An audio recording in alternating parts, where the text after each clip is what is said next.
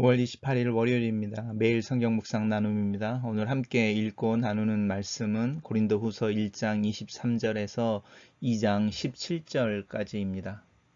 본문 읽겠습니다. 내가 내 목숨을 걸고 하나님을 불러 증언하시게 하노니 내가 다시 고린도에 가지 아니한 것은 너희를 아끼려 함이라. 우리가 너희 믿음을 주관하려는 것이 아니요 오직 너희 기쁨을 돕는 자가 되려 함이니 이는 너희가 믿음에 섰음이라. 내가 다시는 너희에게 근심 중에 나아가지 아니하기로 스스로 결심하였노니 내가 너희를 근심하게 한다면 내가 근심하게 한 자 밖에 나를 기쁘게 할 자가 누구냐. 내가 이같이 쓴 것은 내가 갈 때에 마땅히 나를 기쁘게 할 자로부터 도리어 근심을 얻을까 염려하며 또 너희 모두에 대한 나의 기쁨이 너희 모두의 기쁨인 줄 확신함이로다. 내가 마음에 큰 눌림과 걱정이 있어 많은 눈물로 너희에게 썼노니 이는 너희로 근심하게 하려 한 것이 아니요 오직 내가 너희를 향하여 넘치는 사랑이 있음을 너희로 알게 하려 함이라. 근심하게 한 자가 있었을지라도 나를 근심하게 한 것이 아니요 어느 정도 너희 모두를 근심하게 한 것이니 어느 정도라 함은 내가 너무 지나치게 말하지 아니하려 함이라. 이러한 사람은 많은 사람에게 벌 받는 것이 마땅하도다. 그런즉 너희는 차라리 그를 용서하고 위로할 것이니 그가 너무 많은 근심에 잠길까 두려워하노라. 그러므로 너희를 권하노니 사랑을 그들에게 나타내라. 너희가 범사에 순종하든지 그 증거를 알고자 하여 내가 이것을 너희에게 썼노라. 너희가 무슨 일에든지 누구를 용서하면 나도 그리하고 내가 만일 용서한 일이 있으면 용서한 그것을 너희를 위하여 그리스도 앞에서 한 것이니 이는 우리로 사탄에 속지 않게 하려 함이라. 우리는 그 계책을 알지 못하는 바가 아니로다. 내가 그리스도의 복음을 위하여 드로아의 이름에 주 안에서 문이 내게 열렸으되 내가 내 형제 디도를 만나지 못하므로 내 심령이 편하지 못하여 그들과 작별하고 마게도니아로 갔노라. 항상 우리를 그리스도 안에서 이기게 하시고 우리로 말미암아 각 처에서 그리스도를 아는 냄새를 나타내시는 하나님께 감사하노라. 우리는 구원을 받는 자들에게나 망하는 자들에게나 하나님 앞에서 그리스도의 향기니 이 사람에게는 사망으로부터 사망에 이르는 냄새요 저 사람에게는 생명으로부터 생명에 이르는 냄새라. 누가 이 일을 감당하리요. 우리는 수많은 사람들처럼 하나님의 말씀을 혼잡하게 하지 아니하고 곧 순전함으로 하나님께 받은 것 같이 하나님 앞에서와 그리스도 안에서 말하노라. 오늘의 본문은 세 개의 단락으로 나누어져 있습니다. 단락별로 살펴보겠습니다. 첫 번째 단락에서 사도 바울은 무슨 이야기를 하고 있냐면 내가 내 목숨을 걸고 하나님을 불러 증언하게 하신다라고 말하면서 자기가 앞으로 할 말에 대한 진정성을 확보하기 위해 그 말이 정말로 내 마음에서 나오는 순전하고 진실한 이야기다라는 이야기를 하려고 할 때 고대 사람들이 바울 당시의 문화 속에서 일반적으로 통용되어졌던 서약이나 맹세의 형태를 띠고 있는데 그 부분이 내 목숨을 걸고 라고 말하는 자신의 명예와 자신의 생명을 거는 것과 또 자신이 믿고 있는 하나님 앞에 그 자기가 하고 있는 말이나 또 그 이야기가 진실하다는 이야기를 하고 있습니다. 이렇게 내 마음, 내 목숨과 내가 믿고 있는 신의 이름 앞에 어떤 이야기를 하는 것은 이 당시에 일반적인 어떤 서약이나 맹세의 일반적인 표현 또 방법이었다고 이해를 하시면 됩니다. 그러면서 이야기하기를 사도 바울은 내가 다시 고린도에 가지 아니한 것은 이라고 말하고 있습니다. 이 말은 사도 바울이 고린도에 온 적이 있다는 겁니다. 우리가 알고 있는 사도행전 18장에서 사도 바울이 고린도에 처음 가 고린도 교회를 개척한 후에 사도 바울이 고린도 교회 고린도 전서를 편지로 받게 되고 또 그 문제에 대해서 답을 해준 후에 고린도를 방문한 것으로 알려져 있습니다. 그리고 나서 다시 고린도를 방문하겠다라고 말을 하는 내용이 있는데 그렇게 세 번째 방문하는 거죠. 세 번째 방문하기로 했던 그 계획을 사도 바울이 이렇게 취소하는 것, 그렇게 하지 않기로 한 것에 대해서 이야기를 하고 있습니다. 우리가 잘 알고 있는 것처럼 그리스라고 하는 그 지역이 이 두 개의 지역으로 나뉘어져 있습니다. 그리고 이 주변을 있는 이 반도라고 할까, 이 사이에 있는 이 도시가 고린도 로마라는 도시입니다. 로마가 이렇게 있으니까 로마에서 우리가 알고 있는 어떤 아시아라고 말하는 지금의 터키 지역으로 가려고 할 때에 이 반도를 이렇게 지나가야 하는데 여기에 운하를 뚫어서 이렇게 바로 지나가는 것이 고린도에 있는 운하의 모습이었고요. 이 지역을 우리가 아리아라고 말하는 지역이고 여기가 마케도니아라고 말하는 지역입니다. 그러니까 사도 바울은 고린도에 들려서 고린도 교회 안에 있었던 어떤 문제가 있는데 그 문제에 대해서 치리하고 분명한 어떤 가르침과 징계를 한 후에 마게도니아로 내려가서 마게도니아에서 사역을 하고 다시 고린도에 와서 자신이 했던 일들이 어떻게 수습이 되어져 있는지를 확인하고 유다로 돌아가려고 하는 계획을 가지고 있었습니다.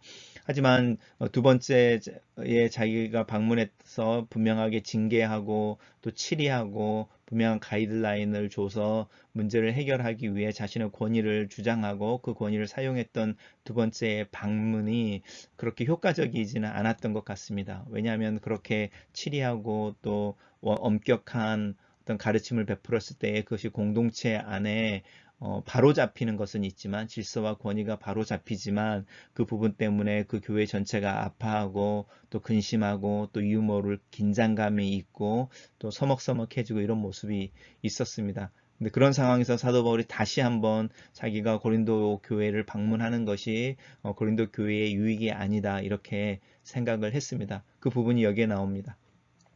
사도 바울이 고린도 교회를 방문하여서 권위를 이야기하고 그 권위를 사용해서 치리하고 또 징계했던 것에 대해서 이야기하는데 그것이 주관하는 것, 또 주도하는 것, 자기 마음대로 하려고 하는 것이 아니라 너희들이 기쁨을 돕는 자, 너희들이 하나님 앞에서 복음을 따라 사는 중에 예수 그리스도 안에서 누리는 기쁨이 있는데 그 기쁨을 경험할 수 있도록 돕는 자가 되게 하기 위해서 돕는 자가 되기 위해서 그 일을 한 거다라고 말하고 있습니다. 자신의 권위에 대한 또 사도의 권위로 그 고린도 교회에서 분명하게 치리하고 징계했던 내용에 대해서 자신이 어떤 내가 개척했으니까 내 교회라든지 또 자신의 인간적인 모습으로 어떤 이야기를 한 것이 아니라 너희들이 믿음에 서 있는데 그 믿음에 서 있는 부분들이 더 강해지고 분명해지게 하기 위해서 그렇게 했는데 돌아와서 이 마게도니아에서 사역을 하면서 기도하고 생각하는 중에 다시 들어온 너희들을 만나서 똑같은 이야기를 하거나 그 상황들에 대해서 이야기하는 것이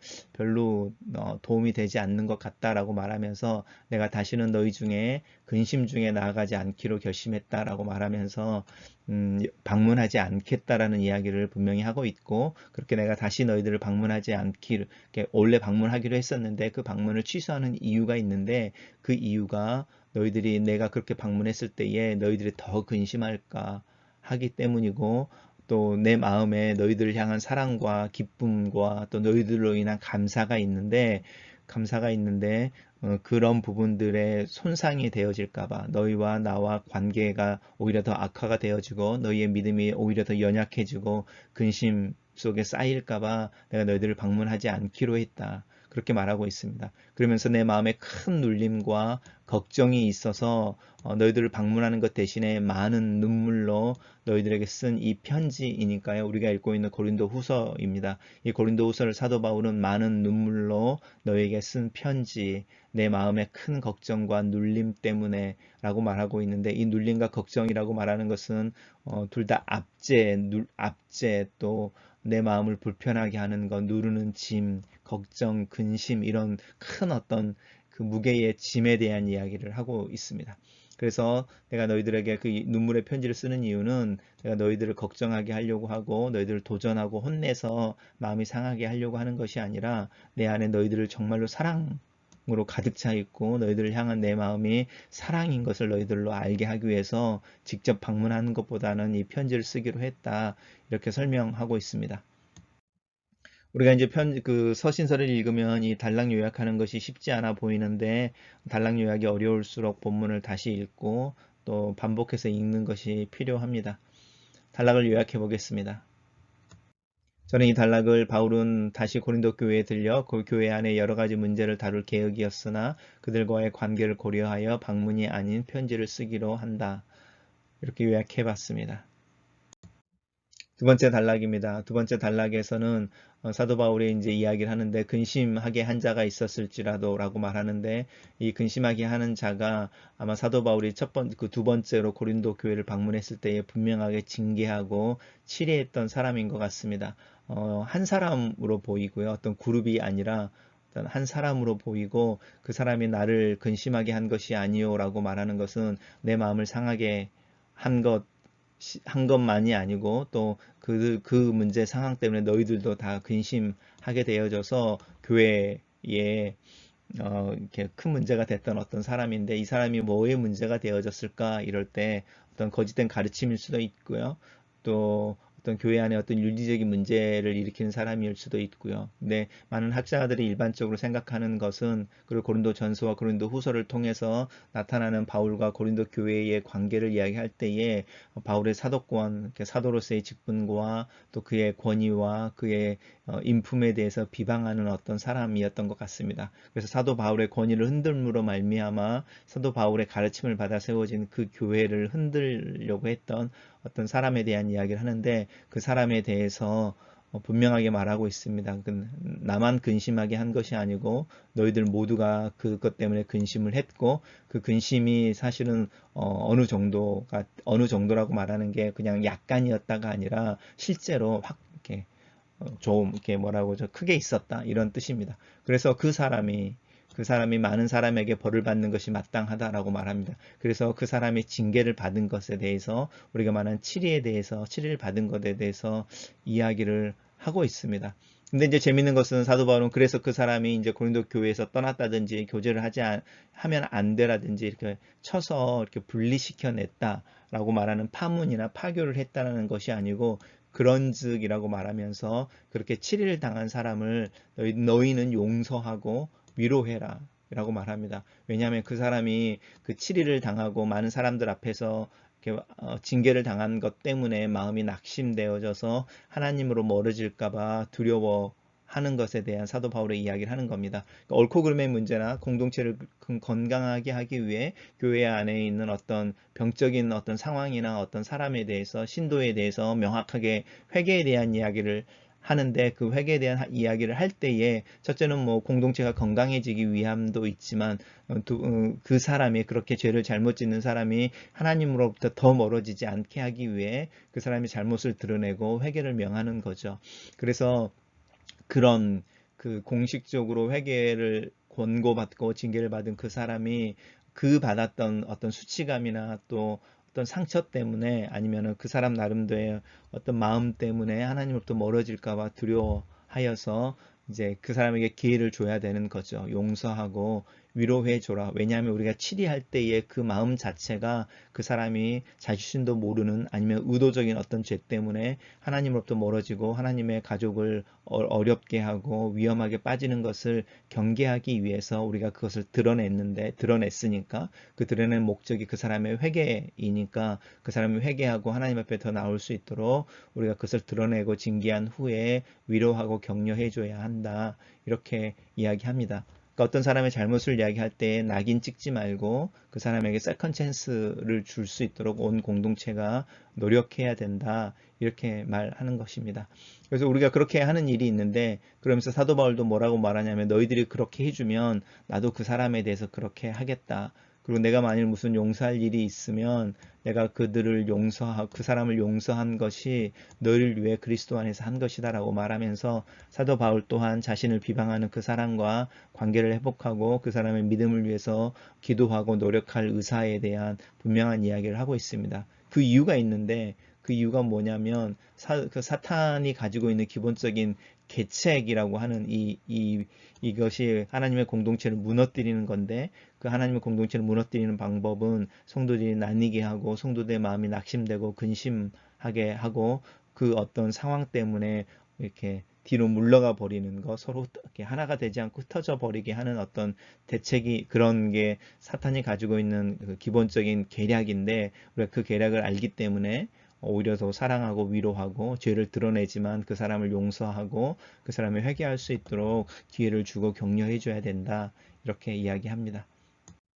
단락을 요약해 보겠습니다. 저는 이 단락을 근심하게 하는 자를 차라리 용서하고 위로해라. 순종의 증거를 보여라. 이는 사탄에 속지 않게 하려 함이다. 이렇게 요약해 봤습니다.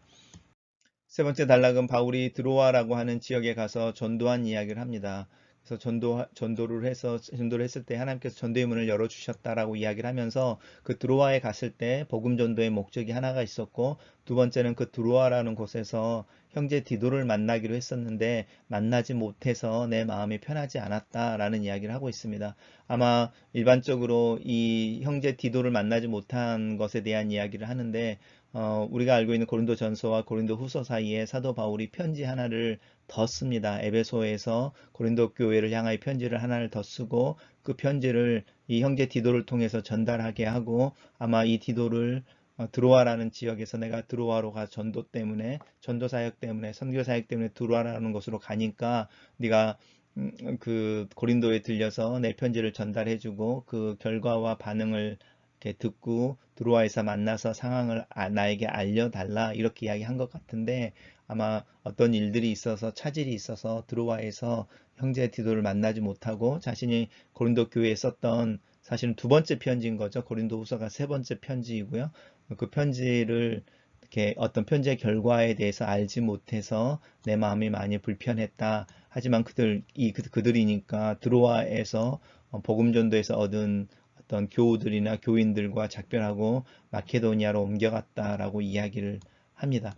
그러면서 이제 이 전도에 대한 이야기를 하고 자신의 사역에 대해서 이야기하는데, 항상 우리를 그리스도 안에서 이기게 하시고 또 우리로 말미암아 각처에서 그리스도를 아는 냄새를 나타내신 하나님께 감사한다라고 말합니다.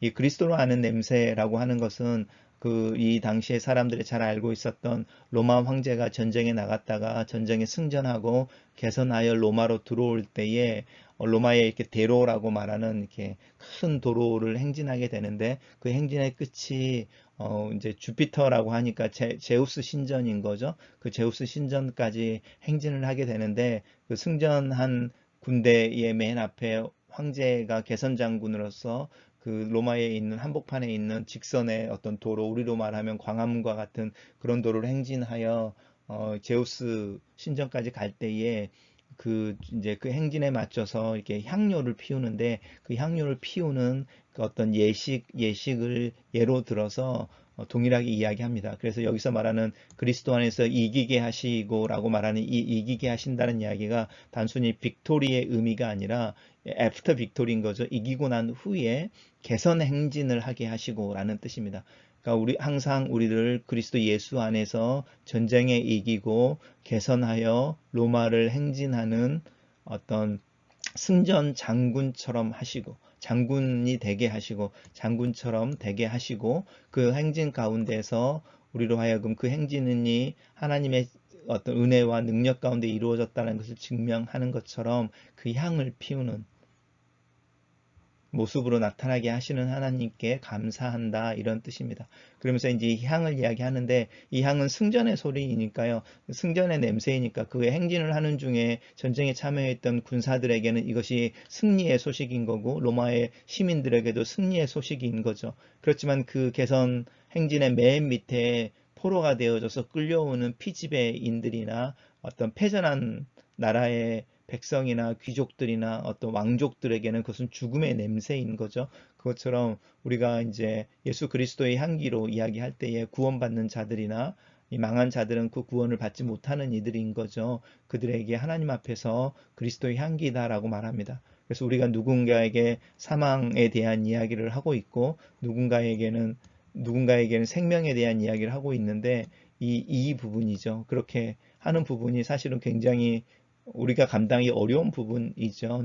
그러니까 우리를 만난 사람에게 생명과 죽음을 선택하게 하는 어떤 갈림길이 되어진다라고 말하는 게, 우리가 무엇이 간데 누군가를 향하여 또 누군가 앞에 서서 예수를 믿음으로 하나님 앞에 살아있는 자로 하나님 나라에 들어가는 자가 되겠으니까 예수 그리스도를 거절함으로 하나님부터 멀어지고 우리가 말하는 어둠 가운데 거하시겠습니까? 라고 말을 할 수 있겠느냐라고 하는 부분입니다. 이 무거운 짐 때문에 우리가 복음을 이야기할 때에 하나님의 말씀을 혼잡스럽게 하려고 하지 않는다라고 말하는데, 이 혼잡스럽다는 말은 어지럽게 한다는 뜻이 아니라 이렇게 상거래에서 쓰는 용어인데요.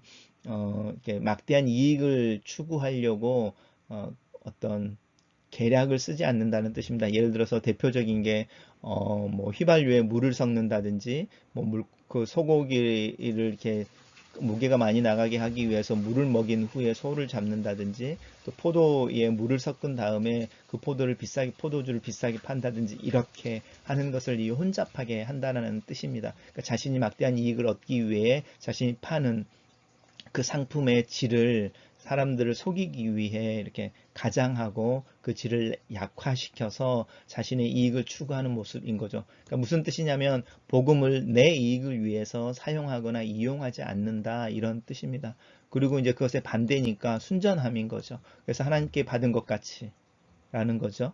하나님께 받은 것 같이 하나님 앞에서, 그리고 예수 그리스도 안에서 말한다라는 것입니다. 우리가 어제 주일날 이야기했던 것처럼 하늘로부터냐 사람으로부터냐라고 이야기할 때, 나는 복음 앞에서 하늘로부터 그 복음이 나에게 주어진 것이고 하늘로부터 오는 권세에 근거하여 복음에 대해서 이야기를 하고, 그 하늘을 의식하기 때문에 그 복음을 순전하게 복음 그대로 말하려고 한다, 이렇게 이야기하고 있는 부분입니다. 단락을 요약해 보겠습니다. 저는 이 단락을 하나님께서 우리를 각처에서 그리스도로 아는 향기로 나타나게 하신다, 그래서 우리는 순전함으로 하나님 앞에서와 그리스도 안에서 말한다, 이렇게 요약해 봤습니다. 묵상 포인트입니다. 바울은 고린도 교회 안에 여러 가지 문제, 특별히 자신의 권위와 인격에 대한 비방의 이야기가 있었음을 알고 있었다. 그래서 직접 고린도 교회를 방문하여 그 문제와 비난을 바로잡았다. 하지만 이렇게 직접 방문하여 강력한 치리와 사도의 권위를 사용한 바로잡음과 명령은 오히려 바울과 고린도 교회인들 사이의 관계의 악화의 결과를 가져왔다. 고린 자신이 근심할 뿐만이 아니라 고린도 교인들이 근심하게 되었다. 바울은 이런 상황에서 고린도 교회를 다시 한 번 더 방문하려고 했으나 자신의 방문이 아무런 유익이 되지 않은 것을 인식한다. 고린도 교회에 대한 잦은 방문이 오히려 자신을 변론하고 자신의 권위를 세우는 데는 도움이 되겠지만, 교회와 성도들의 유익에는 오히려 근심과 그들의 마음을 더 낙담하게 할 수 있다고 본 것이다. 바울은 자신의 권위를 내세워 정면 돌파하며 교인들의 마음을 불편하게 하는 것보다는 자신의 마음을 담은 눈물의 편지를 통해서 자신의 마음을 이야기하기로 했다. 그 편지의 내용이 어떠한 것인지, 또 바울은 그 편지의 내용에 대해서 이야기하기 전에 자신이 고린도 교회를 향하여 가지고 있는 그 마음과 또 고린도 교인들을 향하여 그들의 마음이 상할 것에 대한 염려와 근심을 걱정하고 상황을 설명하고 이해를 구한다. 교회 안에 근심, 회개를 낳는 충고가 필요할 때가 있다. 그런 상황에서 지혜와 사랑으로 그 일을 하는 방법이 필요하다. 교회의 치리나 징계는 공동체의 건강을 위해 필수한 것이다. 하지만 공동체 전체의 근심과 아픔을 가져온다. 이것을 어떻게 하는 것이 하나님 앞에서 순전하고 진리를 행하는 것이 될까? 두 번째 묵상 포인트입니다. 바울은 잘못한 형제가 교회 안에서 충분히 징계를 당한 후에는 그가 실족하지 않도록 공동체가 용서와 위로를 해야 된다고 말한다. 이것은 단순히 병주고 약주고의 요식 행위가 아니다. 바울은 이 과정에서 자신이 받은 마음의 상처와 근심에 대해서 인정하고 있고, 그렇지만 그것보다 더 크게 자신에게 부어진 하나님의 위로에 대해서 이야기하고 그 위로의 능력에 대해서 고백한다. 그래서 자신을 비방한 일을 용서하고 위로하고 또 격려하라고 부탁하고 있다. 징계의 동기는 잘못을 드러내는 것에 있지 않고 회복에 있다. 복음서에서도 예수님의 가르침은 동일하다. 골마 있는 부분은 도려내어져야 하지만 그 동기는 정죄에 있는 것이 아니라 치유와 건강의 회복에 있는 것이다. 보복이나 복수에 있는 것이 아니다. 징계하는 자는 그 동기가 분명해야 한다. 징계를 당하는 자의 깨우침은 그 당사자의 문제이지만 징계가 정죄나 낙인 찍기로 전락해서는 안 된다. 용서, 위로를 위한 통한 재기의 기회가 주어져야 한다. 용서가 미루어지는 동안의 공동체는 여전히 사탄과 죄의 유혹 앞에, 그 바람 앞에 서 있는 촛불과 같다. 가끔씩 징계의 문제 때문에 고민할 때가 있다. 교회 안에 분명한 가이드라인과 회개에 대한 분명한 요청이 있어야 된다고 생각하는 상황이 있다. 그 상황에서 나는 왜 머뭇거릴까? 내가 만약 머뭇거리지 않고 행동한다면 나의 동기와 목적은 과연 그 사람의 믿음의 회복과 그 사람과의 관계의 회복에 있는 것일까? 누구에겐가 회개를 요청하는 것은 참으로 어렵고 또 위대한 행위이다. 이것은 즉 징계와 용서는 오늘날 우리 교회에서 또 오늘날 교회에서도 가능해야 하는 문제인데 정말로 가능한 것일까? 마지막 묵상 포인트입니다. 그리스도의 향기는 마치 로마 황제의 개선 행렬에서 제우스 신전을 향하여 행진하는 과정 가운데 향을 피우는 것을 연상시킨다. 바울은 자신이 순전하게 복음을 전하는 것을 담대하게 말한다. 복음은 하나님 앞에서 예수 그리스도 안에 말해지고 고백되어지는 것이다. 이 복음은 사람들을 나누게 한다. 이 복음을 전하는 사람은 자신 앞에 서 있는 그 어떤 이에게 생명에 이르게 하는 향기가 되기도 하고 어떤 이에게는 죽음에 이르는 향기가 된다. 나 때문에 생명과 죽음이 갈라지고 내가 생명과 죽음을 가르는 교차로의 사명을 가지고 누군가 앞에 서 있다라는 것은 참 어려운 문제이고 두려운 문제이다. 이 두려운 부르심을 감당하기 위해 나는 복음을 더 잘 이해하고 복음을 복음 그대로 순전하게 드러낼 수 있어야 한다. 순전한 마음으로 복음을 살아내고 또 그 순전한 복음을 드러내고 나누기를 원한다. 글로 쓰는 기도입니다. 자신에 대한 비난과 비방에 깊은 마음의 상처를 입었지만 그 내상을 치유하시는 하나님의 위로가 더 크다고 말하는 바울의 마음을 조금은 이해합니다. 교회 내에서 관계를 맺는 일이 쉽지 않고 공동체를 이루는 과정이 만만하지 않습니다. 서로가 서로를 향하여 형제와 자매라고 부르지만 한 마음을 품는 것이 너무나 어렵습니다. 관계가 불편한 이들을 향하여 용서와 화해의 손을 먼저 내밀 수 있는 믿음을 더하여 주시옵소서. 회복을 위해 불편하고 피하고 싶은 일을 만나는 용기를 허락하여 주시옵소서. 단순하게 하나님 말씀 앞에 내 마음의 동기를 살피고 그 동기가 회복과 용서로 순수해질 때까지 기도하게 하시고 또 그때를 기다릴 줄 알게 하시고 하나님의 때에 관계를 또 문제를 바로 세울 수 있도록 그 세우는 일이 일어나도록 은혜를 더하여 주시옵소서. 오늘 하루를 사는 동안의 삶의 상황 속에서 나는 그리스도의 향기임을 기억합니다. 하나님께서 나를 그리스도 안에서 생명과 죽음을 이야기하는 그리스도의 향기가 되게 하셨습니다. 이 두려운 영적인 역할을 감당할 믿음이 없습니다. 나를 도와주시고 나를 격려하셔서 단순하게 하나님 앞에서 또 그리스도 안에서 진실을 따라 말하고 그 진실을 살아낼 수 있는 자가 되게 하시옵소서. 나를 가르치시고 나를 인도하여 주시옵소서. 아멘.